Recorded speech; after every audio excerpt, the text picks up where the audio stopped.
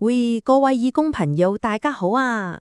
今日呢，我想同大家傾個偈，講一個好重要，但又好容易俾人睇唔到嘅話題，就係我哋身邊嘅男人，佢哋個心入面究竟挨緊啲咩嘢啦？今次我哋嘅分享會由一啲好冰冷嘅數字開始講起啦，但係我哋冇會淨係睇數字嘅。我哋會穿過梯啲，一齊潛入水底，去 feel 下香港男人個內心世界高啲係點樣嘅。跟住我哋就會發現，原來一通好簡單嘅電話，竟然可以帶嚟咁大嘅力量同改變噶。好啦，咁我哋就入第一 part 先啦。香港狼人嘅群員，你知啦，要真係幫到人，第一步更係要明白佢哋先啊，要聽得到佢哋心裏面啊嗌緊救命嗰下聲，睇下佢哋究竟背住啲乜嘢壓力咯。762，大家望住呢個數字，呢個唔係一個普通嘅 number 嚟嘅，佢代表咗啲咩？佢代表咗舊年就喺香港有762個男人揀咗用自卑嘅方法走咗。呢個數字真係好重，重到我哋冇可以再扮睇唔到啦。人呢張 bar chart 就講得好白噶啦，個情況真係好唔對路。男人自殺嘅數字佔咗差唔多70%，係女人嘅2倍幾啊！喂，呢個已經唔單單係個人問題噶嘛，佢係話緊我哋知，成個社會好似有啲嘢講到男人想開口請求助嗰陣，條路係特別難行嘅。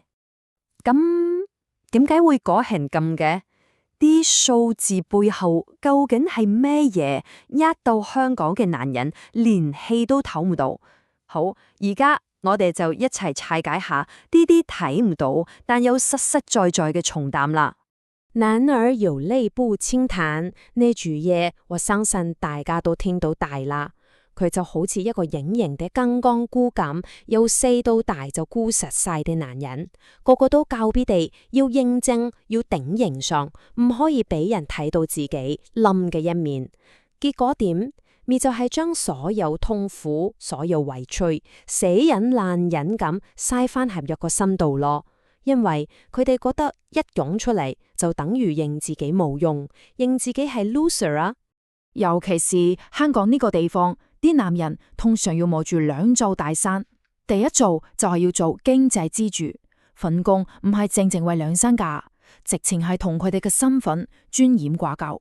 所以一俾人炒咗，就好似成個人都俾人話你冇住前緊。另一座山呢，就係做三文治一代，上有樓下有暖，兩邊夾擊，真係連搗蛋睇嘅時間都冇喎。咁啲情緒冇喂走，可以點算呢？個身體就會好誠實咁幫佢哋出聲噶啦。所以啊，當你聽到身邊啲男人成日心頭痛，成晚卜大眼瞓嚟咗，個人瀉晒咁無力神氣，甚至個都成日唔舒服嘅，喂，呢啲就可能係佢哋情緒就係爆波嘅聲路嚟噶。話俾做義工嘅一定要識得聽呢啲身體話啊。咁如果真係頂唔心嗰陣，可以點算好呢？呢個時候就係我哋呢條熱線出場嘅時候啦。我想同大家強調一樣嘢，打電話嚟求救絕對唔係代表軟弱。調翻轉頭諗，肯面對自己嘅脆弱，肯鼓起勇氣去揾人聽，呢一步先至係真正嘅勇敢啊！喺度，我想同大家細清楚我哋嘅角色。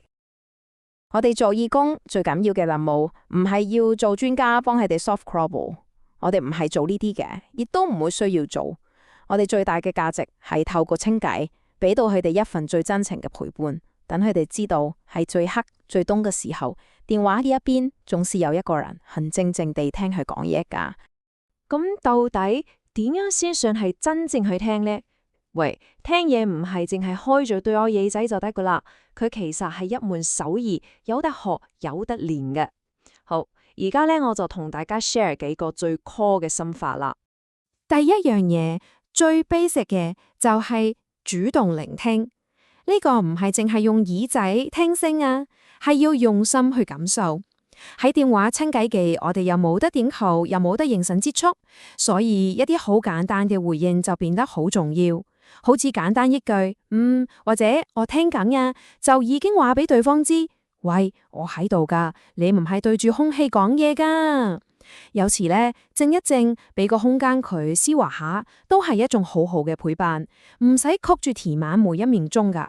就好似咁樣，當對方唔知點開口嘅時候，我哋一句慢慢嚟，我喺度聽緊，就係俾咗個安全網佢，話俾佢知唔使急，我會等你。跟住第二樣，同理心回應。咩係同理心啊？簡單嚟講呢，就係試下放低自己嘅諗法，陷入去對方嘅世界，作出佢對寫行一段路，去 feel 下佢嘅感受。尤其是係男人嗰種死定爛定，但最後發現想定但頂唔順嘅無力感，我哋更加要試下去體會。我哋睇下呢個例子，我哋第一時間可能好自然去揀，唉，唔好咁諗啦，睇開啲啦。但呢啲說話係冇用噶。一個有同理心嘅回應，係會先肯定佢挨咗20年呢份心酸，跟住幫佢講埋心裏面嗰種彷徨同自責。咁樣做其實係話緊俾佢知，你咁樣諗我明，係好正常噶。你哋辛苦我睇到。好，第三樣，呢樣嘢好容易俾人 ignore， 但其實超級重要，就係要肯定佢哋嘅努力。好多打電話嚟嘅人都覺得自己好廢，一無是處。但你諗下，佢哋喺咁難挨嘅情況下，都仲喺度掙扎緊，甚至最後肯鼓起勇氣打你嘅電話，呢啲全部都係努力嚟噶，證明佢哋未放棄啊。所以，當佢哋覺得打電話求救好冇用、好消極嘅時候，我哋就要幫佢 reframe 呢件事。我哋要話俾佢知，肯行出呢一步唔係一件醜事，反而係一種力量嘅表現嚟㗎。你知嘛？有時就係咁簡單幾句說話，就可能幫佢哋值翻起嗰份唔見咗好耐嘅尊嚴。講到呢條呢冇，你可能會諗，哇，呢啲技巧好 pro 喎，先咪一定要做義工先用到㗎？其實唔係㗎。呢啲心法唔淨係喺熱線用得着，喺我哋平時生活裏面，你同我每一個人先，其實都可以為身邊迷惘緊嘅人點翻着一盞燈咁。其實講到尾，要做的也就是3樣。第一，用你的專心聆聽去打破各種讓人窒息的沉默。第二，用你沒有 judgment 的接納去拆解他們心入面份羞恥感，等他們覺得可以安全地秀自己脆弱的一面。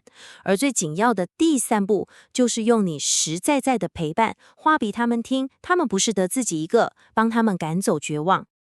講咁多，其實最重要嘅 message 濃縮埋就係呢一句。你唔係得自己一個，我哋會陪住你。呢句說話就係我哋可以俾到佢哋最有力量嘅一句承諾啦。最後，我想留翻條問題俾大家分分諗諗。下一次，當你發現身邊有個 friend、屋企人或者同事，突然之間靜晒嘅時候，你會點做呢？可能聽完今日嘅分享，我哋都可以到有多一個選擇去向前多一步。多謝各位。